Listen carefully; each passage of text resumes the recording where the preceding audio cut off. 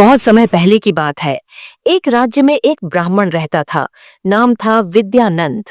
वह न केवल वेदों शास्त्रों में पारंगत था, बल्कि बेहद चतुर और व्यवहार कुशल भी था। राजा को जब उसके ज्ञान और बुद्धि की बात पता चली, तो उसने ब्राह्मण को दरबार में बुलवाया। राजा ने कहा, ब्राह्मण, मैंने सुना है तुम बड़े चतुर हो। अगर तुम मेरी 3 परीक्षाएं पास कर गए तो मैं तुम्हें राज्य का प्रधान सलाहकार बना दूंगा। विद्यानंद ने मुस्कुराकर कहा, महाराज, आपकी परीक्षा ही मेरे लिए सम्मान है। पहली परीक्षा, सच्चाई की परख। राजा ने 3 व्यक्ति बुलाए, एक व्यापारी, एक साधु और एक चोर। तीनों ने अपने अपने बारे में झूठ बोलकर खुद को सज्जन बताया। राजा ने ब्राह्मण से कहा, इनमें से असली सज्जन कौन है? विद्यानंद ने तीनों को एक एक वस्तु दी। व्यापारी को सोने की मूर्ति, साधु को रेशमी वस्त्र और चोर को चांदी की कटोरी। फिर तीनों को एकांत में बैठा दिया। कुछ देर बाद देखा गया, साधु रेशमी वस्त्र को संभालते हुए बार बार आईने में देख रहा था। व्यापारी मूर्ति का मूल्य आंक रहा था और चोर ने कटोरी छुपाकर भागने की कोशिश की। ब्राह्मण बोला, महाराज, कोई भी सज्जन नहीं है, पर सबसे कम दोष व्यापारी में है, क्योंकि वह कम से कम कुछ मूल्य आंक रहा है, चुराने की कोशिश नहीं कर रहा। राजा मुस्कुराया।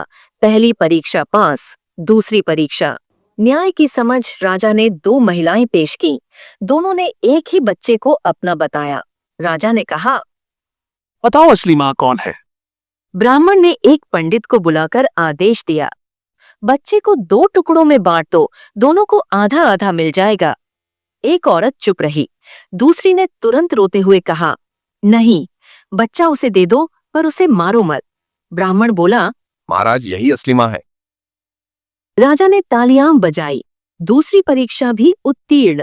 तीसरी परीक्षा, धन की लालच परीक्षण। अब राजा ने 100 स्वर्ण मुद्राएं एक थैली में भरकर ब्राह्मण को दी और कहा, इन्हें नगर में सबसे योग्य व्यक्ति को दे दो, पर शर्त यह है कि तुम स्वयं इन्हें नहीं रख सकते। ब्राह्मण ने वह थैली नगर के कुएं में फेंकवा दी। राजा चौंक गया। तुमने ये क्या किया? ब्राह्मण बोला, महाराज, यदि मैं इन्हें किसी को देता तो दूसरों को अन्याय लगता, और यदि अपने पास रखता तो आपकी शर्त तोड़ता। इसलिए मैंने सोचा, इन स्वर्णों को धरती माता को सौंप देना ही सबसे न्याय संगत है। समय आने पर ये किसी और के काम आएंगे। राजा हंस पड़ा। तुम सचमुच बुद्धिमान ब्राह्मण हो। और उस दिन से विद्यानंद को राज्य का सर्वोच्च सलाहकार बना दिया गया।